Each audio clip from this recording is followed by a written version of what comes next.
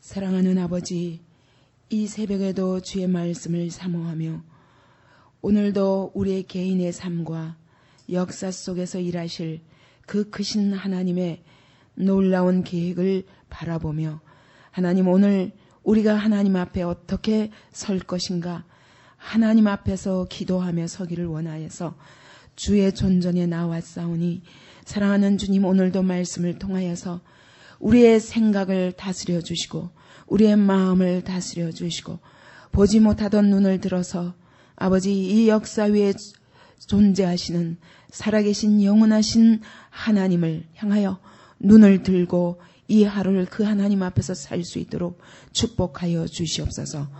하나님께 온전히 의탁하며 예수님 이름으로 기도하옵나이다. 아멘.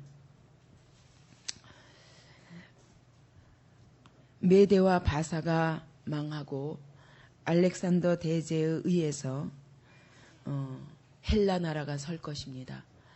그 헬라가 알렉산더에 의해서 왕성하다가 그가 죽은 지 22년 만에 헬라는 네 나라로 분열될 것입니다. 그 네 나라는 알렉산더 밑에 있던 네 장군에 의해서 네 쪽이 납니다. 근데 그 중에 특별히 두 나라가 끊임없는 전쟁 가운데 놓이게 됩니다. 여기서 북방왕이란 바로 톨레미 왕조를 말하고, 이것은 애굽 지역입니다. 이것이 남방왕입니다. 그 다음에 수리아는 셀루커스 왕조로서 이것이 수리아 지역입니다. 이 두 나라가 끊임없는 전쟁을 합니다. 근데 왜 여기서 남방왕이다 그리고 북방왕이다 이러냐면, 그것은 이스라엘, 팔레스틴 지역을 중심으로 해서 남방이 애굽이고 톨레미 왕조고 북방이 수리아 왕국입니다. 이것이 셀루커스 왕조입니다.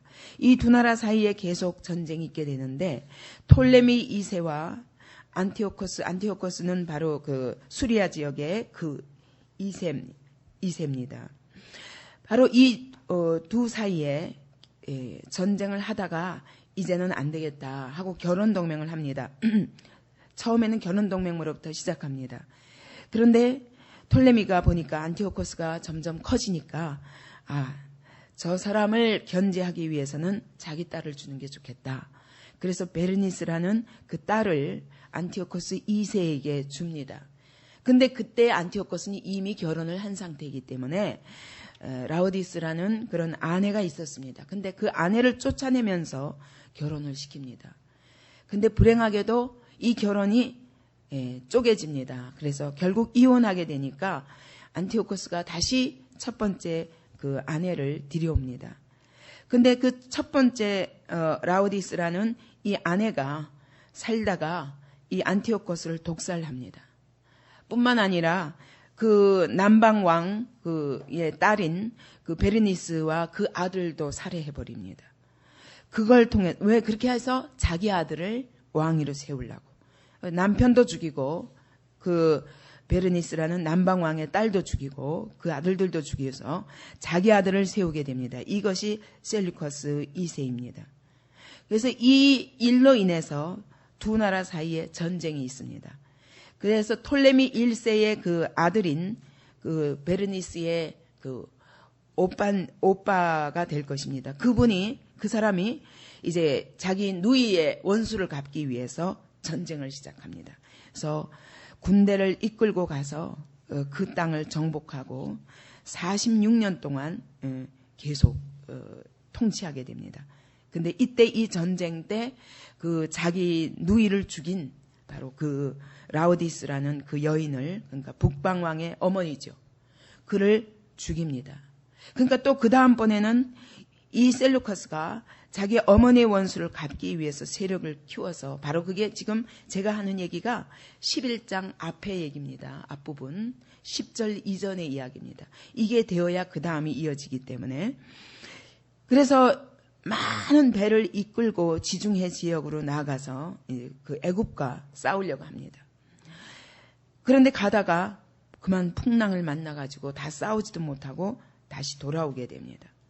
근데 그 셀루커스 2세가 그 뜻을 다 이루지 못하고 많은 부분을 정복당하고 이랬는데 그가 두 아들을 남겼습니다. 그것이 셀루커스 3세와 안티오코스 3세입니다. 이 셀루커스 3세도 끊임없이 전쟁을 해서 아버지가 수욕을 본 그 부분을 다시 돌이키고 자기 할머니의 원수를 갚으려고 나아가지만 그도 얼마 안 있어서 죽게 됩니다. 그리고 안티오코스 3세가 37년 동안 통치하면서 계속 전쟁들을 하게 됩니다.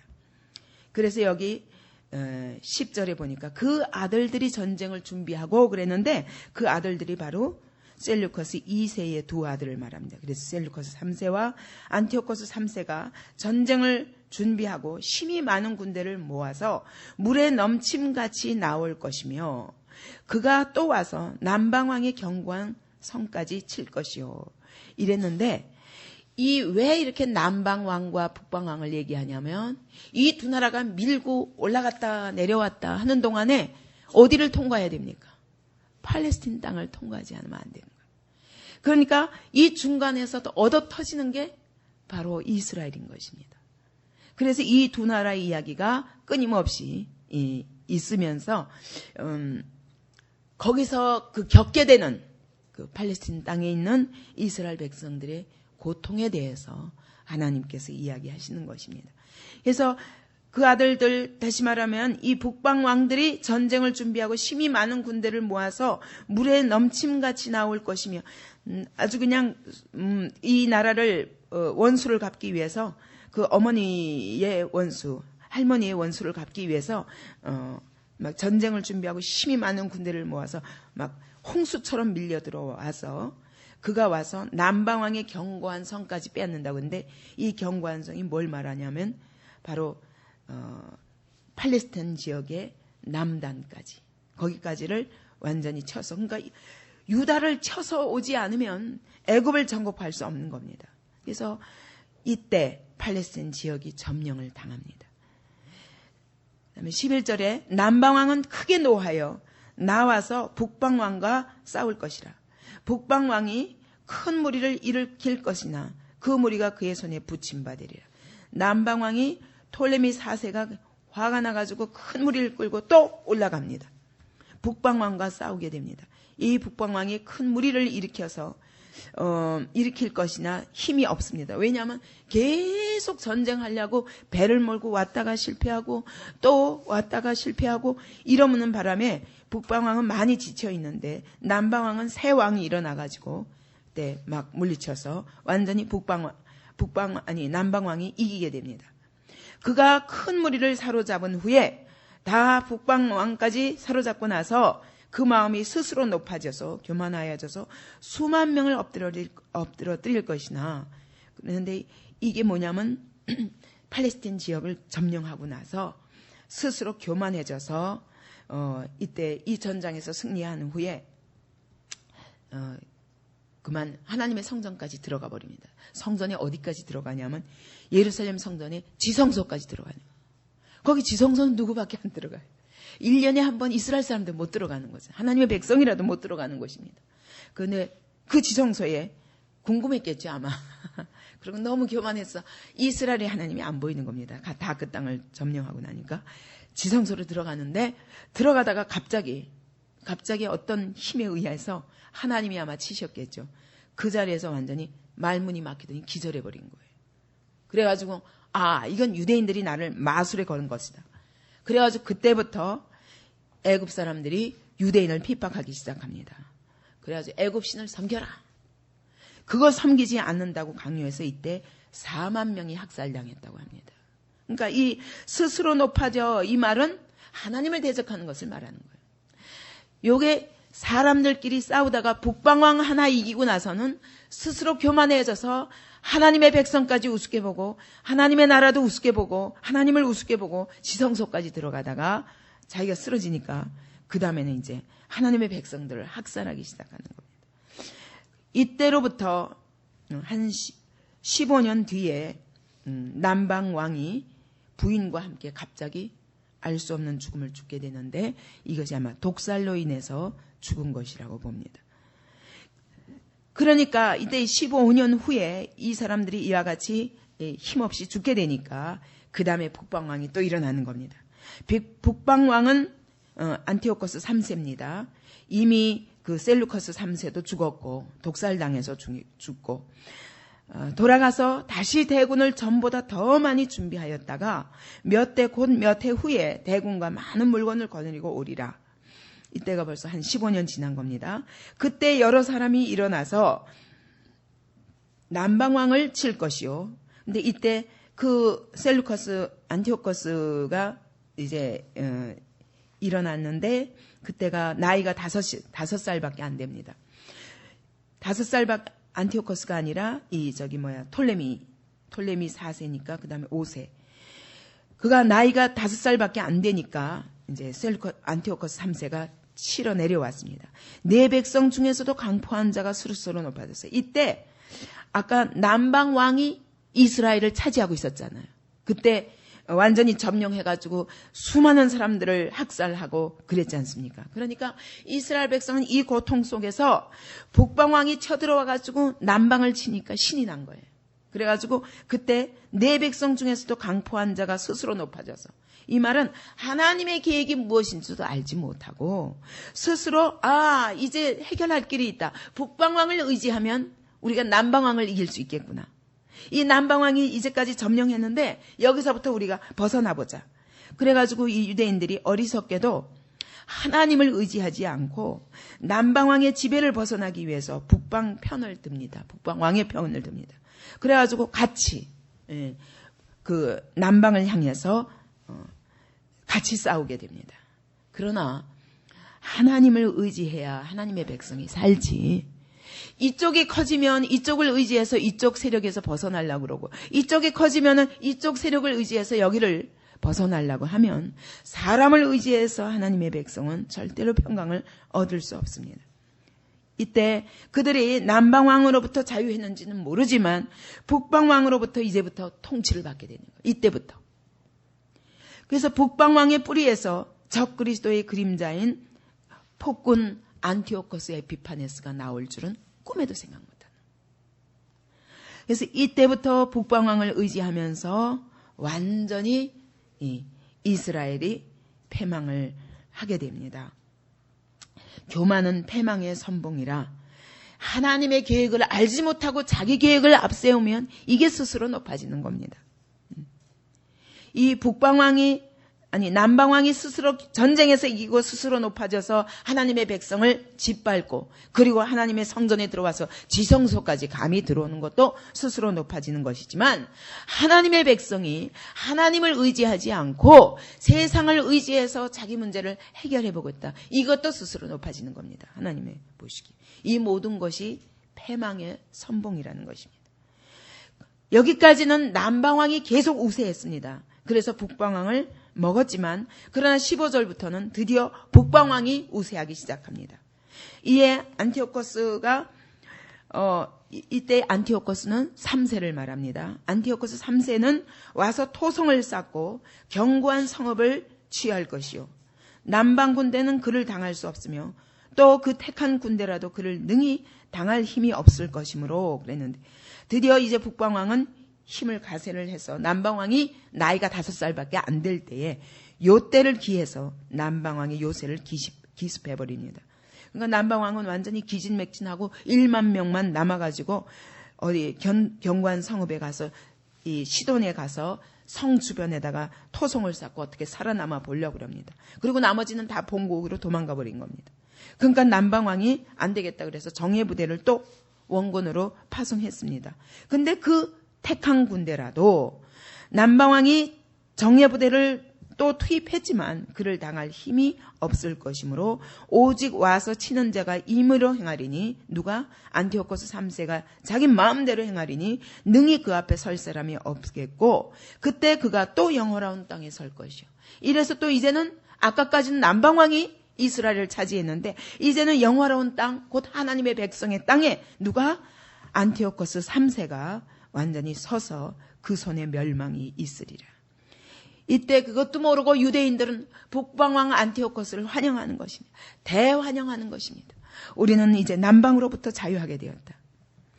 장차 자기네들이 어떻게 북방왕 안티오코스 4세로부터 어마어마한 시련을 당할 것을 바로 앞에 놓여 있는데 보지 못하는 것입니다.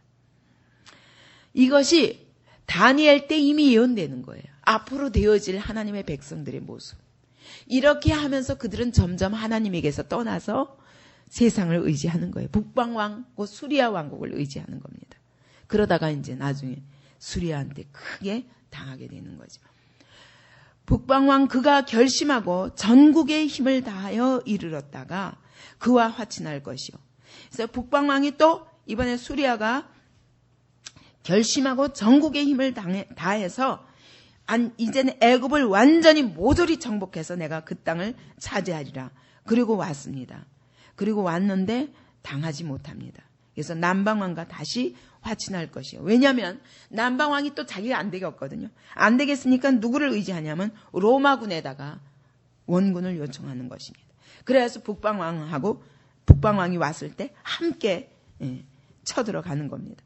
이러니까 더 이상 의도한 대로 되지 않겠으니까 이번에 또 여자의 딸을 그에게 주어 그 나라를 패망케 하려 할 것이나. 그래서 이 북방왕이 생각한 게 뭐냐면 자기 딸을 줘야 되겠다. 이 남방왕에게. 근데 남방왕이 그때 나이가 7살이에요. 그런데 자기 딸은 몇 살이냐? 12살이거든요. 근데 결혼을 시킵니다. 왜 결혼을 시켰겠습니까? 이 딸을 통해서 그 땅을 정복해버리라. 이때 이 딸이 누구냐면 클레오파트라입니다.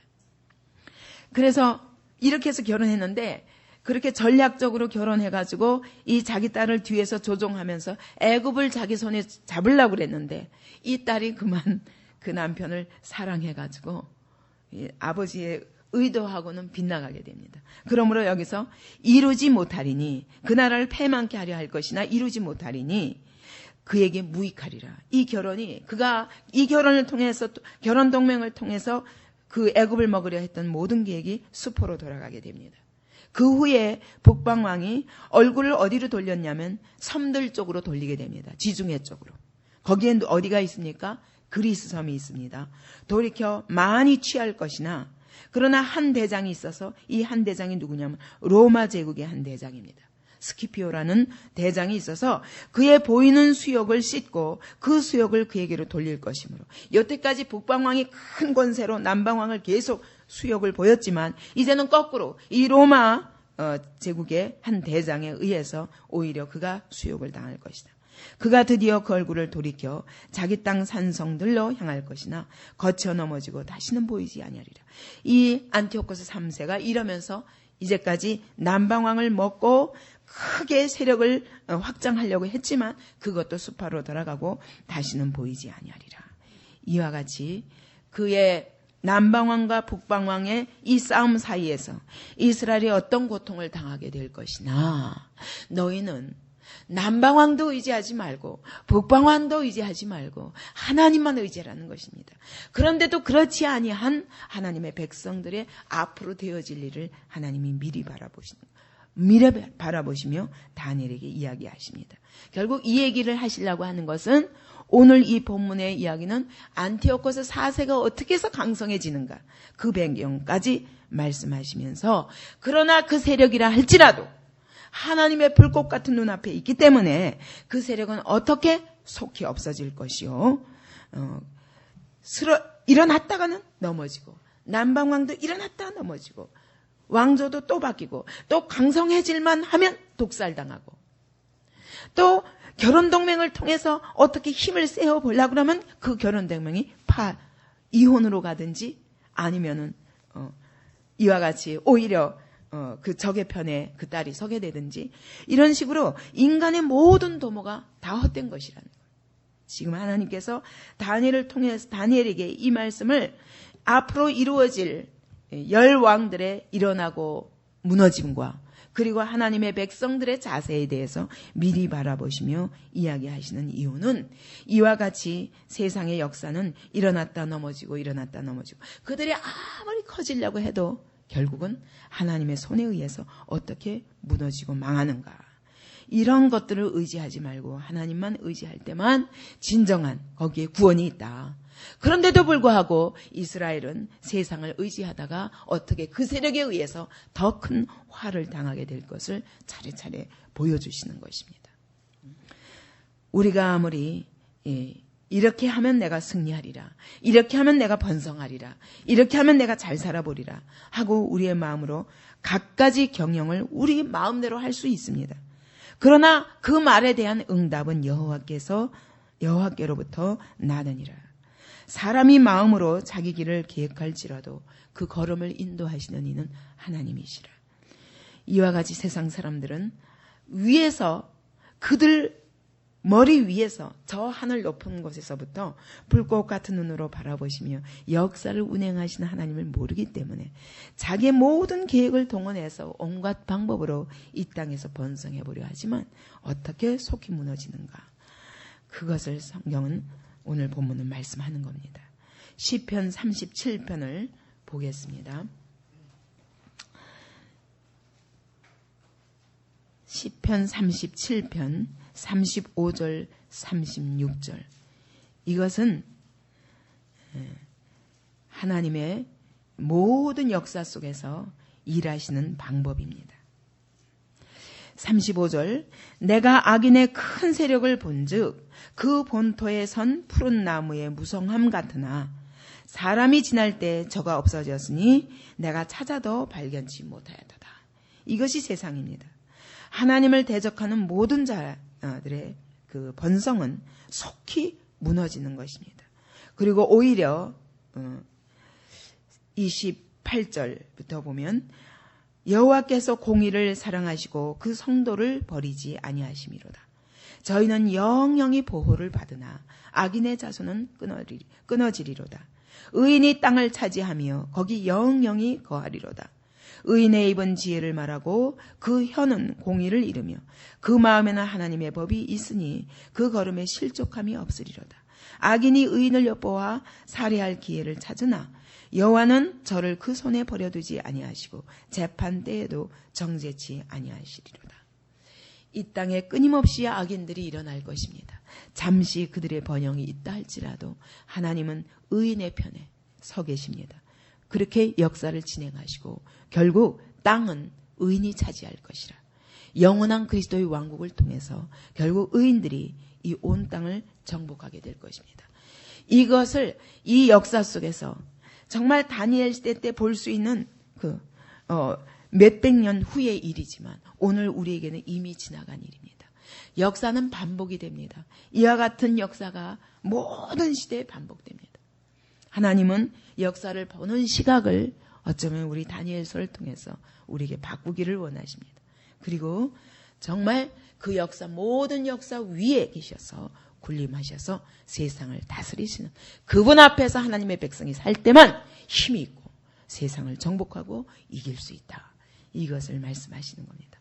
오늘도 우리가 끝내 사라지고 무너질 이 세상 세력과 세상의 영광을 의지하지 말고 오직 이 모든 역사 위에 계셔서 하나님이 하나님의 나라를 이루어 가시기 위해서 모든 흥하고 망하는 것들을 다스리시는 그 하나님 바라보며 역사의 종국에 임할 하나님의 나라. 오늘 우리는 이미 이 땅에 하나님의 나라가 임하였습니다. 그래서 이것을 신학적으로 말하면 그러나 아직 그럽니다. 그건 무슨 얘기냐면 이미 하나님의 나라가 여기 임했습니다. 그러나 실제로 눈에 보이는 나라로 임하는 것은 아직 주님 다시 오실 때가 남은 것입니다. 오늘 여기서부터 우리는 이미 임한 하나님의 나라 속에서 정말 하나님을 의지하고 다시 오실 그분을 통해서 이루어질 메시아 왕국을 바라보고 그 나라에서 우리가 받을 상급을 위하여 그것이 영원한 우리의 생명인 것을 알고 그렇게 사는 우리의 시야가 거기까지 나아가는 그런 우리 믿음의 생활이 되기 바랍니다. 통성으로 기도하겠습니다. 주님, 우리의 시각을 넓혀 주옵소서. 이 모든 역사 위에 계시는 그 하나님을 바라보며 그 하나님만 의지하고 이 세상 의지하지 말므로 하나님의 그 영원하신 통치를 받으며 세상을 이기는 자로 살게 도와주시옵소서.